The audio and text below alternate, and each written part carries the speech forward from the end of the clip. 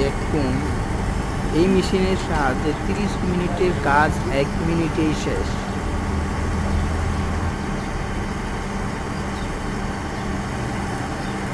দেখেন একসাথে ব্লক ইট সৌদি আরবে কীভাবে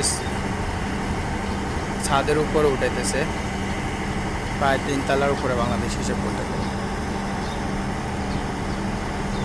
টনের উপরে টন, মানে অনেক ওজন ইট একসাথে উঠাইতেছে। কোনো লোক লাগতেছে না, মেশিন দিয়ে 1 মিনিটে 1 ঘন্টা আধা ঘন্টার কাজ শেষ।